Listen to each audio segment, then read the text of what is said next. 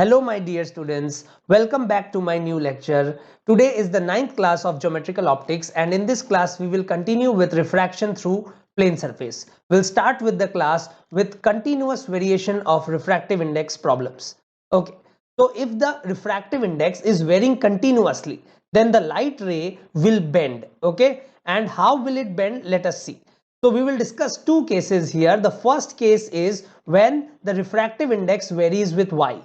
So here you will see that the refractive index is varying with y. That means for a given y, the refractive index is same at all points. But as the y changes, then the refractive index changes. And in this case, we will see that the refractive index is varying with x. Okay. So first let us see refractive index when it varies with y. You know that when refractive index will vary with y, it can be treated as infinite number of parallel interfaces. Okay. We have discussed that in a when there are multiple number of parallel interfaces, mu sine theta is constant, right? So from here I will write mu sine alpha. So if this is air, then I will write 1 into sine alpha. So I will write 1 into sine alpha is equal to mu at any y into, and this angle is the angle of incidence, right? So into sine I. Okay. So this is the angle of incidence at a particular y. Okay. And from here, if this angle is I, and if I draw a tangent here to the curve or to the path of the ray, in that case this angle will be, because this is a right angle triangle, if this is I, this is 90 minus I, but this is also the slope. See, tan of 90 minus I is also the slope. So I will write here dy by dx is equal to tan of 90 minus I, that is cot I. Okay, so dy by dx is equal to cot I, and 1 into sine alpha is equal to mu y into sine I. So using these two equations, we will find the path of the ray. Okay, I'll do one question where I'll show you how to find the path of the ray using these two equations. In the same way here, mu is varying with x. So if the mu is varying with x, in this case, this will be the angle of incidence because this will be the normal. Okay, so if this is the angle of incidence, in that case, in this case here you will write dy by dx is equal to tan I, not cot I. Here dy by dx is cot I, here dy by dx is tan I. Why? Because here if this is the angle of incidence, this is also the slope. Okay, so and second equation will be same, 1 into sine alpha is equal to mu into sine x, mu x into sine I, because this time mu is varying with x. Okay, so I'll do a problem related to this. In the similar way, you can also do a problem when mu is varying with x. I'll show you how. See, this is a problem which came in JEE 9495. See, there is a ray of light which is traveling in air, is incident at grazing angle. So this is a ray of light which is incident on this surface at grazing angle, and this point from where refraction starts is the origin, right? And here mu is varying with y, and the variation of mu or n, they've written n, so you can write n also in place of mu. So mu varies with y as ky power 3 by 2, ky power, this is in power actually, plus 1 whole power half. Okay, so this is the value of mu, and the refractive index of air is given as 1. So this is air, and here the refractive index is given as 1. Then obtain a relation between the slope of the trajectory of the ray at point B, x comma y. So this is any point B, x comma y. So this distance is y, and here the angle of incidence is I. Okay, so here the angle of incidence is I. So I will write first equation as 1 into sine 90, because here the incident angle is 90 degree, is equal to mu y, that is ky power 3 by 2 plus 1 whole power half into sine I. So from here I will get the value of sine I as 1 by ky power 3 by 2 plus 1 whole power half. This is the value of sine I. Also, you know that this angle is the slope 90 minus I. So I will write dy by dx is equal to, the second equation is dy by dx is equal to tan of 90 minus I, that is cot I, because you know that the slope is tan of this angle, right? And tan of 90 minus I is cot I. So dy by dx is cot I. So from sin I, now what I will do is I will find cot I. So sin I is this, then tan I will be what? Tan I will be 1 by under root. See, this is perpendicular by hypotenuse. We need to find perpendicular by base. So base will be what? Under root hypotenuse square. That is ky power 3 by 2 plus 1. Power half whole square means ky power 3 by 2 plus 1 minus 1 square, because this is hypotenuse, this is base. Base is sorry, this is perpendicular. Hypotenuse square minus perpendicular square under root is base square. Okay, so you will get tan I is equal to this cancelled. You will get tan I is equal to 1 by root over ky power 3 by 2. So this is the value of tan I. So you have got the value of tan I, so you have also got the value of cot I. So what I will write here, dy by dx is equal to ky power, or you can say root of ky power 3 by 2, right? So when you solve this, you will get dy by y power 3 by 4 is equal to root k dx. Now you know that when x is 0, y is 0, because the path of the ray started from the origin, right? And at any x, we need to find the value of y. Then you will get the value of, or you can say you will get the path of the ray. So from this I will write y power minus 3 by 4 plus 1 divided by minus 3 by 4 plus 1 is 1 by 4.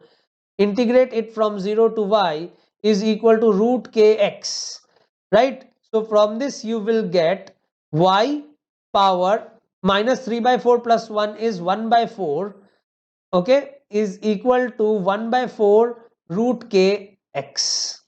So from this you have got the value of y as a function of x. So this is what we have done. First thing is we have found out the slope, that is dy by dx is cot I, and that is equal to this. Then we have found out the equation of the trajectory. Then they are asking you determine the coordinate. See, determine the coordinate x1 comma y1 of the point where the ray intersects the upper surface. Okay, so upper surface, it is given that the thickness is t. That means we need to find the value of y, sorry, value of x when y is 1. Okay, we need to find the value of x when y is 1, and they have also given you the value of k. K is 1 power minus 3 by 2 meter. Okay, so from this what I will do is when y is 1, then what will be the value of x? From here 1 power 1 by 4 is equal to 1 by 4 into x. So from this you will get the value of x as 4 meters, right? So that means you will get the coordinate of the ray, of the point where the ray intersects the upper surface of the slab air boundary is 1 comma or 4 comma 1. Okay, so this also we have done. Then indicate the path of the ray subsequently. After this what will happen? See, if this is again air, then you know that this side refractive index is same. So the path of the ray here will be same as the path of the ray here. So subsequently the path of the ray will be grazing emergence.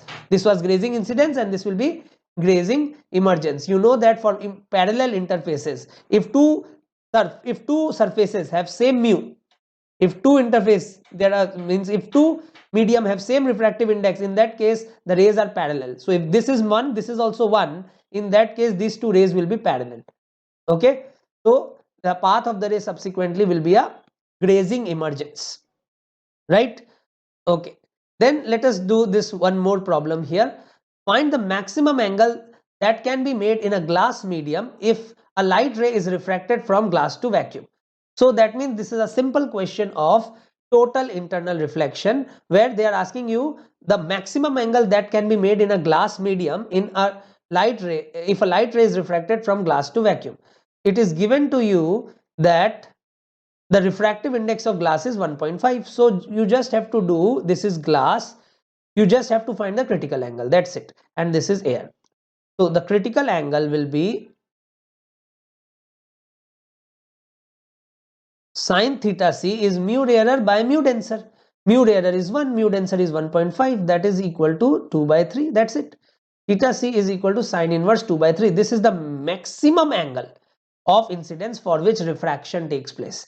Otherwise, if angle of incidence is greater than this, in that case there will be reflection instead of refraction.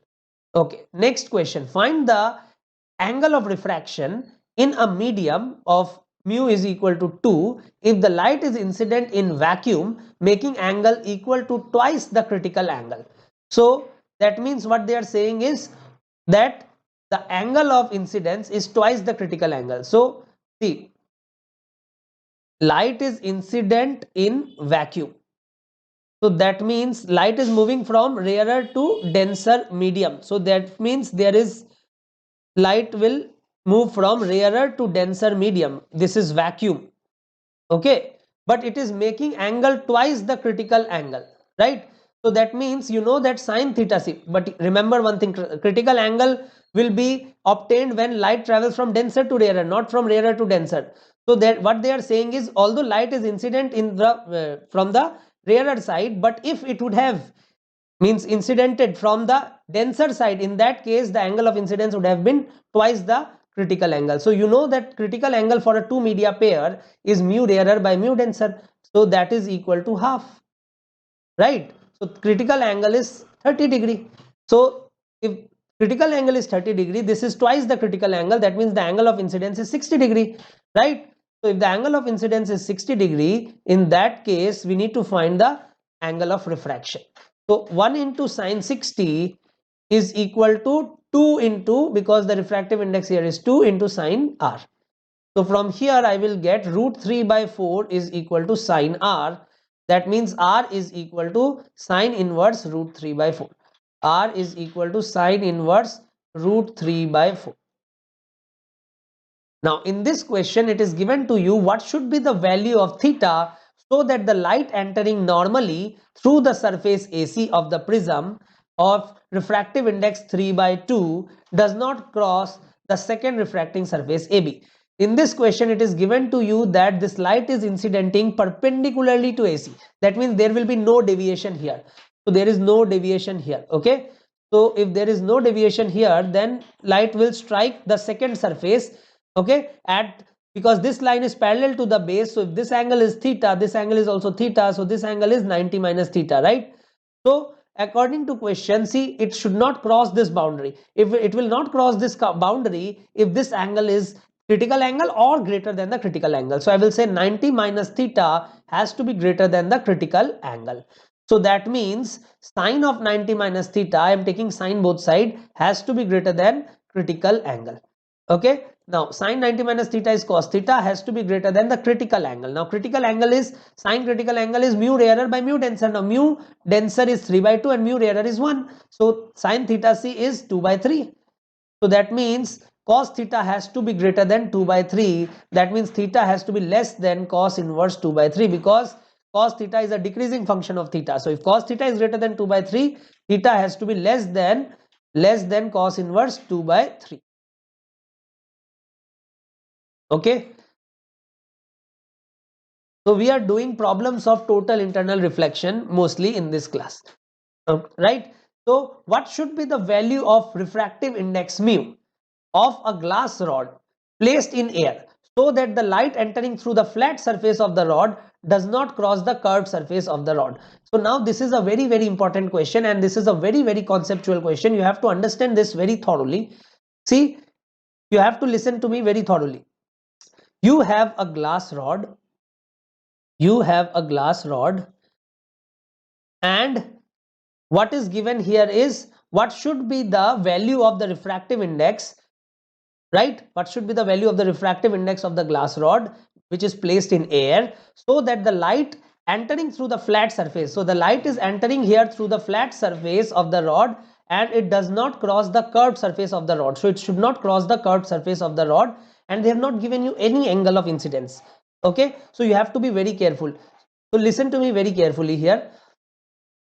See, suppose this is the incident light and this is the refracted light here, and this angle has to be equal to the critical angle or greater than the critical angle. Only then you can say that the light ray is not in transferring, or you can say transmitting to the next medium, right? So this angle is the angle of incidence and this is the critical angle. So first equation from the first surface, this is the first surface.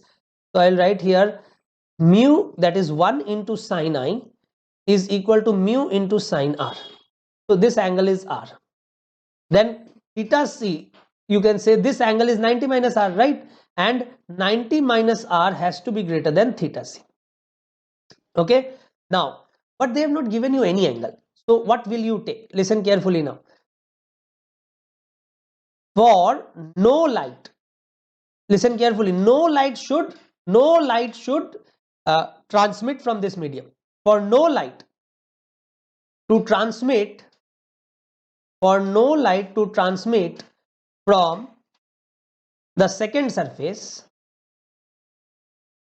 if no light is transmitting through the second surface, then minimum angle formed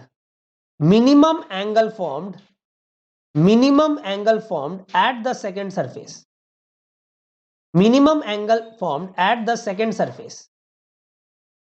has to be greater than critical angle,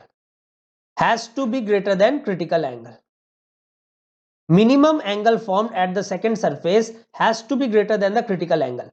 So the angle formed here is how much? 90 minus r, right? 90 minus r is minimum when r is maximum. See, 90 minus r is minimum when r is maximum, because this is minus here. So if r is maximum, 90 minus r is minimum. So that means I will write 90 minus r max. This is the minimum value of the angle of incident at the second surface, has to be greater than the critical angle. If 90 minus r max is greater than the critical angle, in that case you will say all angle which is incident on this surface will be greater than the critical angle, because the minimum value is greater than the critical angle, then more than minimum values will be greater than the critical angle, and if it is greater than the critical angle, in that case you know that no light will transmit, right? So 90 minus r max. Now when is r max? See, where r is maximum when I is maximum. Why? Because from this relation, r will be maximum when I is maximum. Okay, you have to understand carefully. See, I, r, theta, this is 90 minus r. This is not theta c exactly, this is 90 minus r. This can be anything. Okay, because we are doing in terms of variables.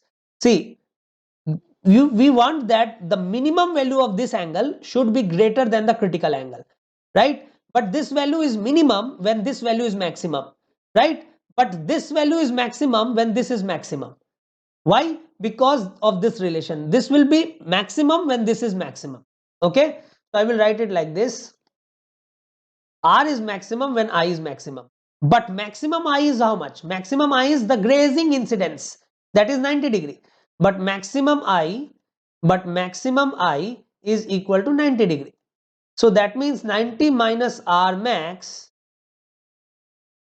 then 90 minus R max is greater than theta c, and value of R max is how much? So from the 1 into sine 90, because mu1 sine I is equal to mu2 sine R, is equal to mu sine R max. Okay, so from this I will get R max is equal to 1 by mu, but critical angle for that medium is also 1 by mu, right? So sine of R max is equal to 1 by mu, but sine of critical angle is also 1 by mu rarer by mu denser. That means R max is equal to the critical angle, right? So I will write 90 minus R max, that is 90 minus theta c is greater than theta c. That means 90 is greater than 2 theta c, or you can say theta c is less than 45 degree. That means sine theta c is less than 1 by root 2, right? That means sine theta c is what? 1 by mu is less than 1 by root 2, or you can say mu is greater than root 2. So that means if mu is greater than root 2, therefore if mu is greater than root 2, no light will emerge from the second surface, no light will emerge. It is better if you remember this result. For a cylindrical rod, no light will emerge from the second surface if mu is greater than root 2.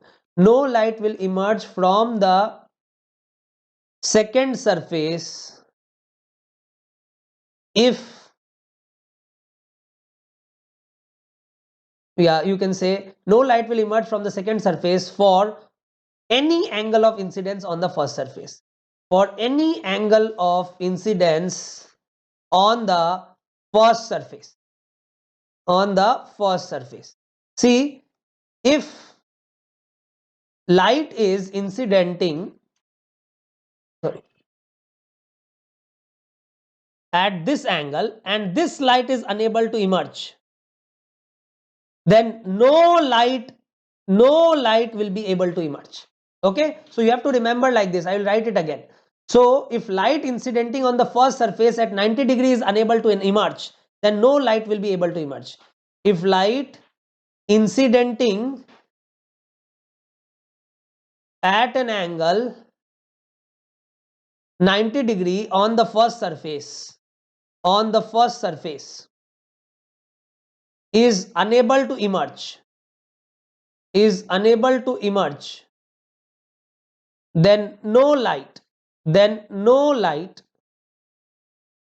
is able to emerge.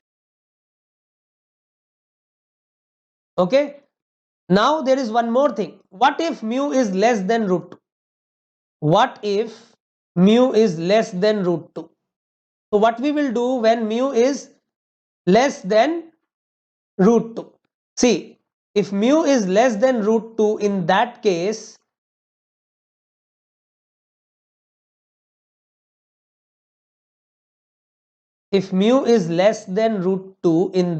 let us see.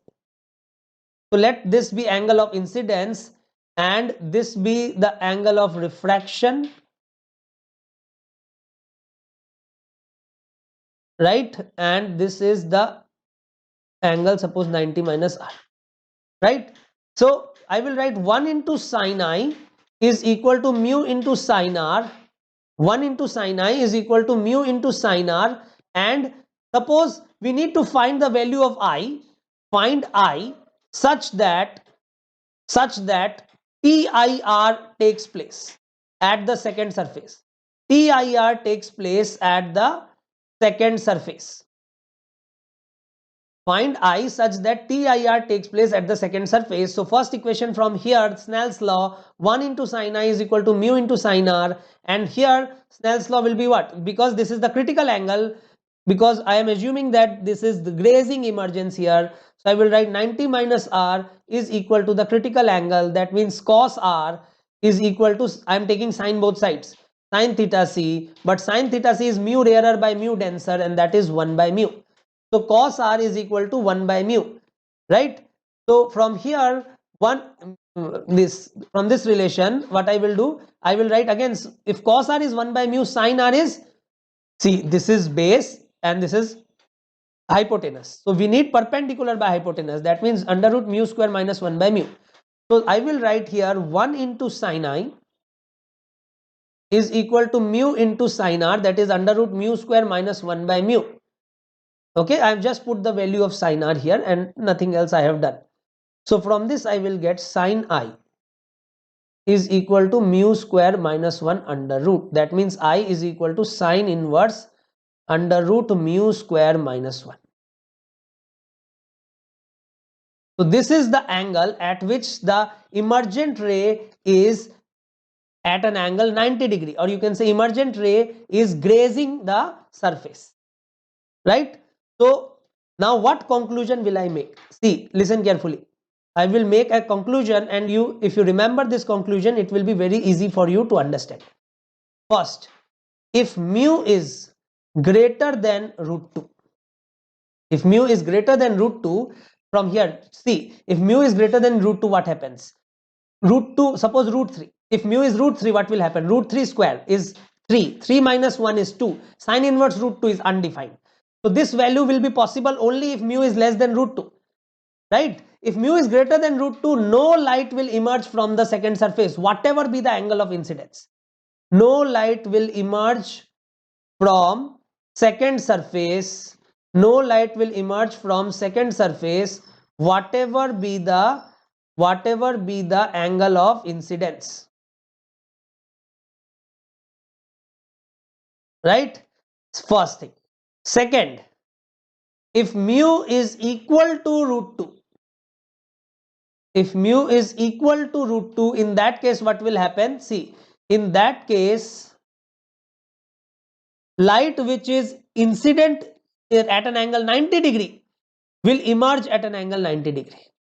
Okay, so if mu is equal to root 2, see, I will become sine inverse 1.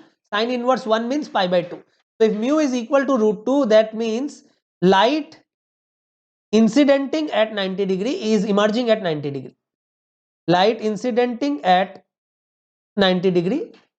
That means if mu is root 2, then grazing incidence becomes grazing emergence. Grazing incidence, light incidenting at 90 degree, emerge at 90 degree. Emerge at 90 degree. That means grazing emergence. Okay. But what happens if mu is less than root 2?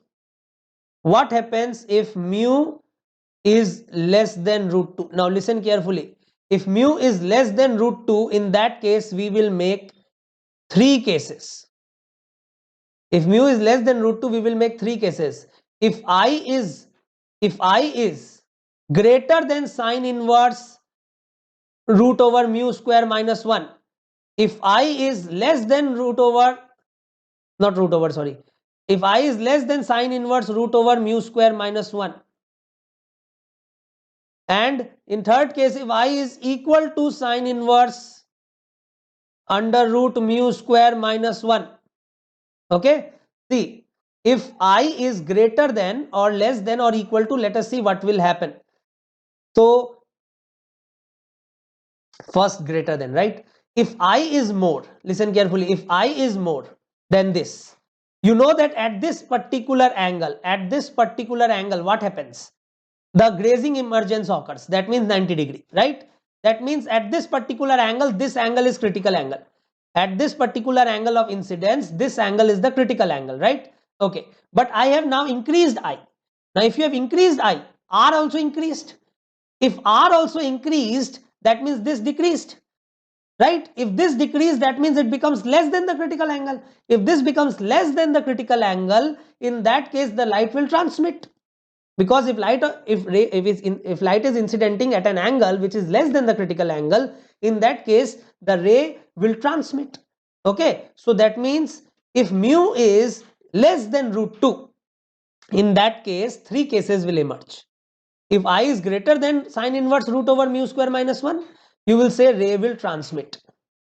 If I is less than this, then what will happen? See, if I is less than this angle, if I is less than this angle, then what will happen? If I is less than this, in that case, see, if this becomes small, this becomes small, but if this becomes small, this becomes large. Now if this becomes large, that means it has become more than the critical angle. If it has become more than the critical angle, in that case what will you say? You will say that the light will now reflect. Okay, so in this case you will say light will reflect, that is TIR will take place, and in this case you know that it will be grazing emergence. So that means, listen carefully, again I will repeat, listen carefully, if mu is greater than root 2, then you don't have to worry about the angle of incidence. Whatever be the angle of incidence, no light is going to emerge from the second surface or the curved surface. If mu is root 2, then light which is incidenting at 90 degree will be emerging at 90 degree. And if mu is less than root 2, then there will be cases. If I is greater than sine inverse root over mu square minus 1, then light will transmit from the second surface. If I is less than root over sine inverse root over mu square minus 1, then you will say that light will reflect back to the same surface. And if I is equal to sine inverse root over mu square minus 1, in that case there will be grazing emergence that we have derived here. Okay, so this is a very useful concept. This final conclusion, if you remember, it will be very, very useful for you. Okay, now this same question sometimes also comes like this. This same question also comes like this, when instead here there is air, but here there is a cladding. There is a cladding here, and due to this cladding, there is a cladding here, and due to this cladding, the refractive index on the other side, instead of 1, there is, suppose this is mu and this is mu dash. Okay, in that case I will just write the result, you will derive it yourself, because in this case the critical angle will be sin theta c is mu rarer by mu denser, and that will be mu dash by mu. Mu dash is less than mu, it's not 1 but it is less than mu. Okay, so this time the only difference that will come is critical angle you will not write as 1 by mu, instead you will write as mu dash by mu. But I will write only the result, the conclusion here, the conclusion. First, if mu is greater than under root 1 plus mu dash square, if mu is greater than under root 1 plus mu dash square, in the last case mu dash was 1 and 1 plus 1 became 2, that is root 2, right? You got the result root 2 only. So if mu is greater than under root 1 plus mu dash square, you will say that no light is reflected, sorry, no light is transmitted from the curved surface or the second surface. From the second surface or the curved surface, no light is transmitted from the second surface, whatever be the angle of incidence. Whatever be the angle of incidence. Second, if mu is less than under root 1 plus mu dash square, in that case again there will be sub cases. If the angle of incidence on the front surface, that is the first surface, that is the plane surface, if the angle of incidence is less than sine inverse, this time see, it's not mu square minus 1, it's mu square minus mu dash square, then you will say that there is reflection or TIR at the second surface.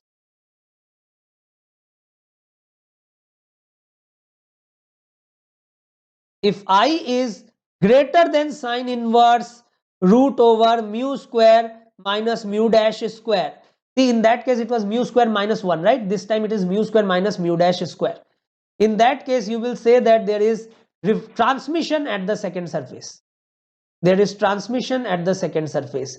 And if I is equal to sine inverse root over mu square minus mu dash square, in that case you will say there is grazing emergence. That means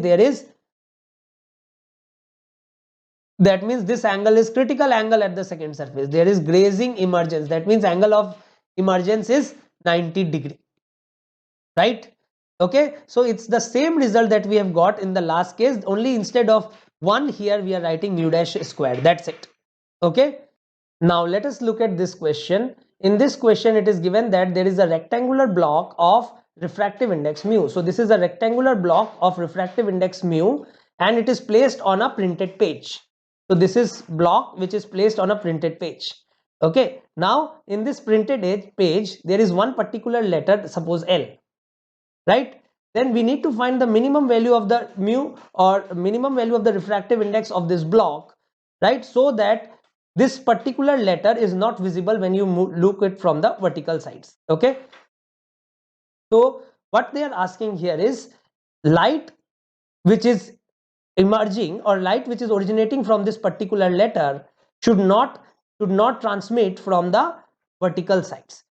So if it will not transmit when this angle is greater than the critical angle, right? So what I will do here, listen carefully. So because the letter L is very close to the lower surface of the block, so I will say that here there is almost grazing incidence. So there is grazing incidence from a letter L. So here I will say I is 90 degree. So I will write 1 into sine 90 is equal to mu into sine r. So from this I will get sine r is equal to 1 by mu.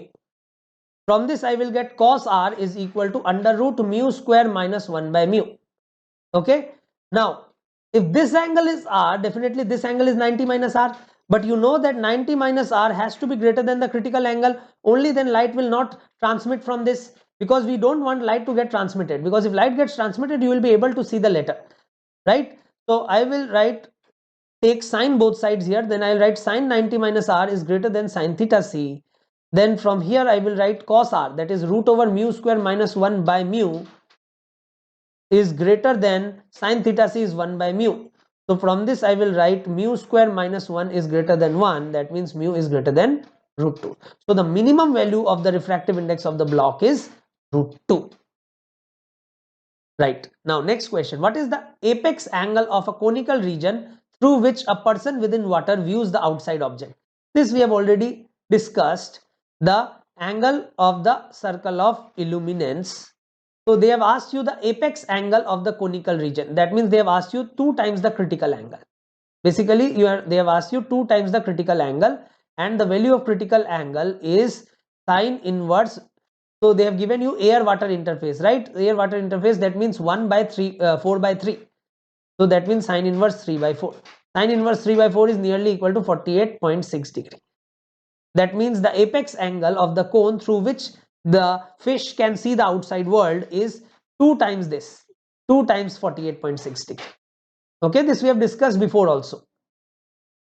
Now in this figure it is given to you that there is a dichromatic light. Now what do you mean by dichromatic light? Dichromatic light means there are 2 wavelengths in this light. So suppose that 2 wavelengths are lambda 1 and lambda 2. So you have 2 wavelengths, lambda 1 and lambda 2. And you also know that the refractive index of a medium for different colors are different. So let us assume that for lambda 1 the refractive index of this medium is mu1, okay, and for lambda 2 the refractive index of this medium is mu2. Till now whatever we have discussed in the previous questions, we have taken the average refractive index for all the colors, but now we have to take specific refractive index for different colors because we have 2 lights, right? So for the dichromatic light, again I will say we have 2 wavelengths, lambda 1 and lambda 2, and for that same medium the refractive index are mu1 and mu2 respectively, right? You also know that mu is equal to lambda c by cm, where c is speed of light in vacuum divided by speed of light in medium. So you will write this as lambda by lambda m. So that means more the refractive index, less the mu. So I'll write like this: more the refractive index, more the refractive index, less is the wavelength, or opposite, more the wavelength, less the refractive index, more the wavelength, less the refractive index. Okay, so if wavelength is more, refractive index is less, right? Now you also know that the critical angle, because light here is traveling from denser medium to rarer medium, so you know that the critical angle sine theta c is equal to 1 by mu. Okay, so critical angle sine theta c is 1 by mu. Now you know that if angle of incidence is greater than the critical angle, in that case there is reflection, and if angle of incidence is less than the critical angle, in that case there is transmission, right? In that case there is transmission, right? Now see, you know that wavelength more means less mu, more lambda, less mu.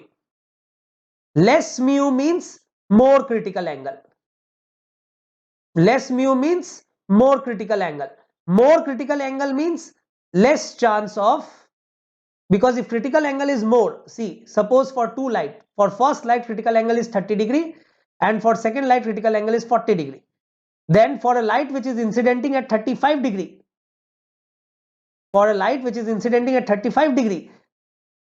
right, in that case what will happen? This particular wavelength whose critical angle is 30 degree will reflect, but the particular wavelength whose critical angle is 40 degree will transmit. So that is why if critical angle is more, there is more chance of transmission. So if critical angle is more, there is more chance of transmission. Okay, so suppose there are 2 wavelengths and it is given to you that one is transmitting and the other is reflecting, then definitely which has more wavelength will transmit and which has less wavelength will reflect.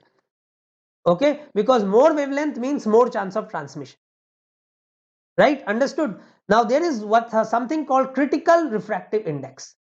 Critical refractive index. Critical refractive index means this one, mu critical is equal to 1 by sin theta c. So if the if the refractive index of a particular wavelength is equal to mu critical, then you will say that the grazing emergence will occur. If mu is greater than mu critical, if mu is greater than mu critical, so you know that if mu is more, that means lambda is less. Lambda is less, that means there is less chance of transmission. So if mu is greater than the mu critical, then you will say that the light is reflected back to the same medium. Okay, if mu is greater than mu critical, that means lambda is less than the lambda critical. Similarly, if mu is less than mu critical or lambda is greater than lambda critical, in that case you will say there is transmission. Okay, so in this theory that we were discussing, here it is given to you that this two wavelengths, first wavelength is lambda 1, second wavelength is lambda 2, and it is given that mu 2 is greater than mu critical and mu 1 is less than mu critical. So if mu 2 is greater than mu critical, that means it will reflect, and if mu 1 is less than mu critical, that means it will transmit. Then they are asking you comment on the transmission and the refraction of the wavelengths lambda 1 and lambda 2. So you have to remember that if mu is greater than mu critical, that means there is reflection, and if mu is less than mu critical, that means there is transmission. Or in other words, if you can say, if lambda is less than lambda critical, there is reflection. If lambda is greater than lambda critical, there is transmission. Right? So I'll do one question here. See, this is a very important question and asked many times in various exams. So the beam of light contains red, green and blue. A beam of light contains red, green and blue light. The refractive index for this is 1.39. The refractive index of this is 1.44, and for blue, because blue has less wavelength, so it will have more refractive index, and red has maximum wavelength, so it will have least refractive index, right? So you have these three colors in this beam of light, right? Now what I will do is I will find mu critical first. So from here I can see that mu critical, or you can say first sine theta c is 1 by mu. Okay, so sine theta c is 1 by mu. So I am assuming that here for a particular mu, this emergence is 90 degree. Okay, this emergence is 90 degree because this angle is 45, this is 45, this is also 45, right? So I will write sine 45 is equal to 1 by mu critical. So from this I will get mu critical is equal to root 2, that is mu critical is 1.414, right? So if mu is greater than mu critical, you know that there is reflection, and if mu is less than mu critical, you know there is transmission. Okay, so here I can clearly see that this is less than mu critical, and these two are greater than mu critical. So this two will reflect and this will transmit. So red light will transmit and green and blue will reflect, right? Now let us look at the option. Separate part of the red color from the green and blue color. So this will separate the red color from blue and green color, right? Because the red color has transmitted and the remaining colors has reflected. So this will correct. Separate part of blue color from red and green colors. No. Separate all the three colors from the other two colors. No. Not separate even partially any color from the other two colors. No. Red color will be separated because it has transmitted and the remaining two colors have reflected. Okay. Now, in this question, it is given to you that this is a right angle prism BCA. Okay. So, BCDE here is the cross section of a glass slab. The value of theta for which light incidenting normally on the face AB of the prism does not cross face BC. You should not cross face BC, right? So if you do not want to cross face BC, in that case what will you say? See, I'll draw the diagram again. So light is incidenting perpendicularly here. That means here there is no deviation, and if this angle is theta, then this angle is theta, this angle will be 90 minus theta, right? This angle will be 90 minus theta. So I'll say 90 minus theta has to be greater than the critical angle. It can be equal to also, because they are saying it should not transmit to the next medium. So I'll write 90 minus theta is greater than equal to theta c. So I'll write sine 90 minus theta, that is cos theta, has to be greater than equal to sine theta c. Now sine theta c is mu rarer by mu denser. So I'll write 6 by 5 divided by 3 by 2.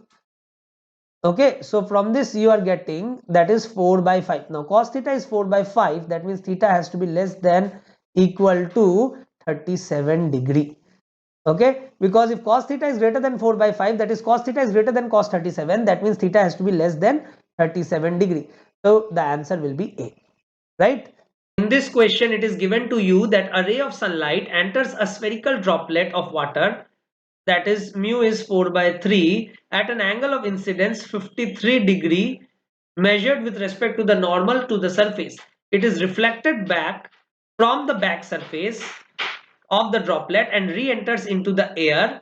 Then the angle between the incoming and the outgoing ray is, right? So that means they are asking you the angle of deviation, right?